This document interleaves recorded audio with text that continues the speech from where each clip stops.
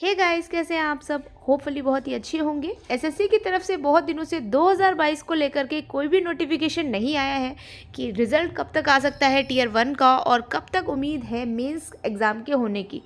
तो क्या लगता है आपको गाइस कि कब तक हो सकता है ये एग्ज़ाम। देखो, ये बहुत चर्चा का विषय है और काफ़ी सारे लोगों ने इस पे वीडियोस डाला, तो मैंने सोचा कि मैं भी क्यों ना अपने सब्सक्राइबर्स को बता दूं कि कब हो सकता है सीजीएल मेंस, है ना।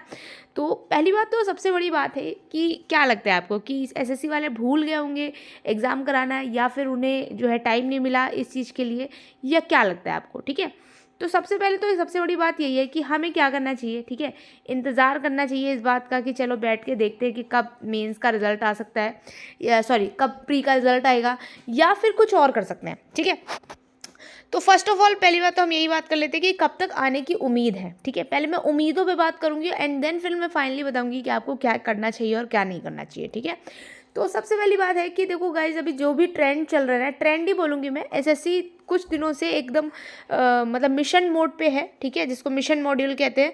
तो वो इसलिए है क्योंकि मोदी जी ने एकदम जो है चर्चा कर रखी है कि नहीं भाई, अब तो हमें अभी के अभी चाहिए रिजल्ट्स।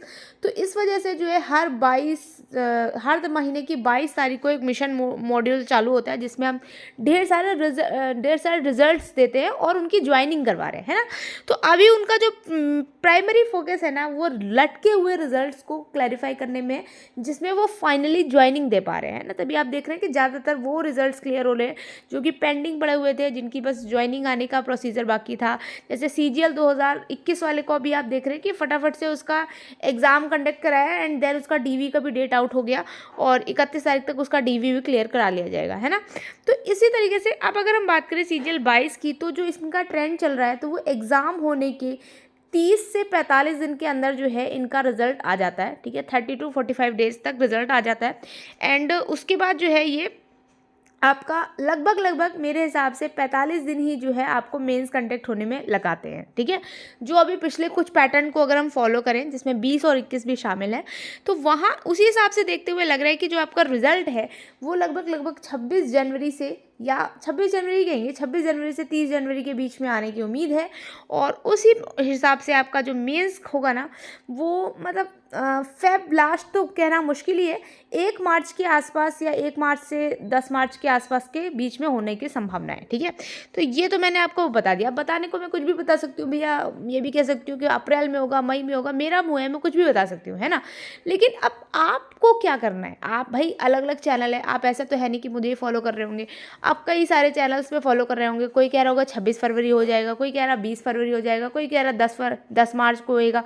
तो भैया क्या करें, किसकी माने, क्या क्या करना क्या चाहिए आपको। तो मैं देखो यहाँ पर ये आपसे बस इतना कहना चाहूँगी कि अभी यहाँ पर रिज़ल्ट का वेट करना और ये सोचना कि नहीं अब तो हम बैठ के रिज़ल्ट का वेट करेंगे और आराम से चीज़ों को एक्सप्लोर करते रहेंगे जब तक रिज़ल्ट नहीं आ जाएगा, पता नहीं मेरा होगा या नहीं होगा। तो जब हो जाएगा तब तैयारी करेंगे। तो जब हो जाएगा आपके पास, तब आपके पास मुश्किल से 30 दिन बचेगा। 45 दिन तो मैं बहुत ज़्यादा बता रही हूँ, मुश्किल से 30 दिन बचेगा, यकीन मानिए। और उस वक्त कोई तैयारी नहीं हो पाती। ठीक है, तो अभी जो आपको टाइम मिला हुआ है, आप उसको यूज़ कीजिए और अपनी तैयारी स्टिल चालू रखिए। क्या क्या चीज़ें आप कर सकते हैं, क्या क्या चीज़ें नहीं कर सकते, उन चीज़ों पे आप बहुत ज़्यादा फोकस करिए। जैसे कि पहला जो मैं आपको कहना चाहूँगी कि आप जो जीएस है, मैथ है, रीजनिंग है और इंग्लिश है, इन चारों सब्जेक्ट की स्टडी स्टार्ट रखिए। ऐसा मत कीजिए कि नहीं मतलब मैं ये नहीं कहूँगी कि मेंस पैटर्न पे पढ़ना स्टार्ट करिए, बट इन चारों सब्जेक्ट की आप स्ट्रैटेजी लाइक इस टाइप से बनाइए कि मुझे दिन में इतने घंटे मैथ को देना है, इंग्लिश को देना है, रीजनिंग को देना है, मतलब मॉक ही लगाइए। ठीक है, इसके अलावा क्या करना है आपको, इसके अलावा आपको ये करना है कि आपको स्ट्रेस नहीं मेंटेन होने देना है। लाइक ये नहीं सोचना है कि अरे यार मेंस है, मेंस है, मेंस है, अभी तो सबके लिए कठिन आने, तो सभी के लिए कठिन आने वाला है। ठीक है, पॉइंट नंबर 2 ये है कि स्ट्रेस नहीं होने देना है। हफ्ते में या फिर आप ऐसा बना लें कि 3 दिन में एक मॉक ज़रूर देना है।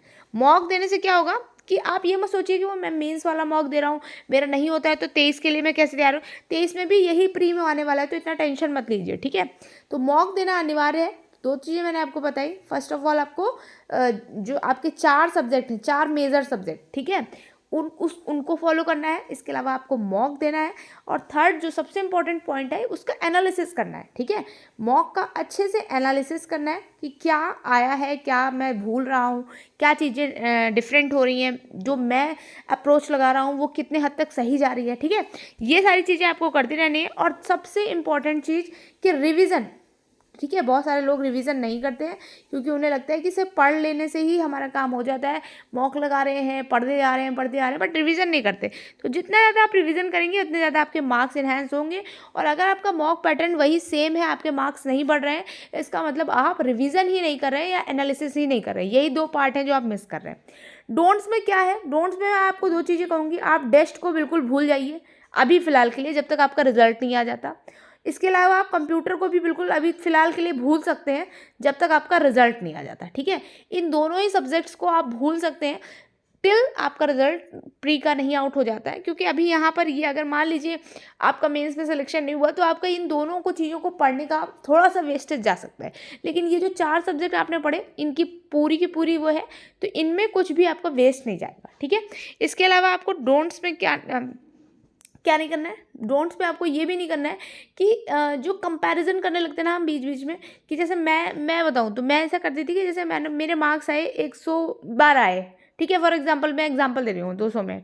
ठीक है, तो मैं क्या करती थी कि मैं मेरे से कोई पूछता था तो मैं उससे बोलती थी अरे यार मेरे तो मतलब इस टाइप से मैं ऐसे बोल देती थी कि क्योंकि मुझे लगता था लोग कंपैरिजन करेंगे फिर, है ना। तो कंपैरिजन नहीं करना है आपको। हो सकता है अभी आपके मॉक में नंबर कम आ रहे हो, आपके 120 ही आ रहे हैं, 130 ही आ रहे हैं, मतलब मैं ये 200 में बता रही हूँ, मैं उसमें नहीं बता रही हूँ, ओवरऑल नहीं बता रही हूँ। जैसे मेरे ऑफिस में एक मतलब लड़का काम करता है, उसने मुझे बोला कि मेरे तो 250 नंबर आ रहे हैं, मेरा सिलेक्शन तो नहीं हो पाएगा। तो आप पहले से ही अपना ये नहीं बना सकते कि मेरा 250 आ रहा है इसलिए सिलेक्शन नहीं हो पाएगा। ठीक है, तो रेडी रहिए, सिलेक्शन होगा। अभी से ये मत सोचिए कि 250 आ रहे हैं, 200 आ रहे हैं, 220 आ रहे हैं। कंटिन्यूटी बनाए रखिए, ज़रूर होगा। ठीक है, नेक्स्ट की बात करें तो अब इंग्लिश और मैथ के कंपैरिजन में हम क्या चीज़ें, थोड़ा सा मैं यहाँ पे ये डिस्कस कर लूँगी क्योंकि ये क्वेश्चन मेरे लिए बहुत बार आ रहा था। तो ये सारी चीज़ें तो क्लियर हो गई कि कब तक रिजल्ट आ सकता है और कब तक मेंस हो सकता है। अब मैं यहाँ पर ये क्वेश्चन भी यहाँ कवर कर रही हूँ क्योंकि लोगों ने मुझसे पूछा था कि इंग्लिश वर्सेस मैथ की बताइए। तो देखो इस बार ठीक है, इस बार इंग्लिश की ज़्यादा मतलब वेटेज है, नो डाउट। क्योंकि इंग्लिश जो है, देखो एक तो आपका पिछले उसमें जो रोल प्ले कर रहा था वो कर ही रहा था प्री में, अब मेंस में भी वो ज़्यादा रोल प्ले कर रहा है। लेकिन कहीं से भी मैथ की वेटेज कम नहीं हो गई है। हाँ, मैथ की वेटेज इसलिए कम हो गई है क्योंकि पहले जो आपका ये 200 नंबर बनाता था, अभी आपका मात्र 90 नंबर ही बनाएगा। ठीक है, तो इसलिए कहीं ना कहीं हम इसको कम आंक रहे हैं।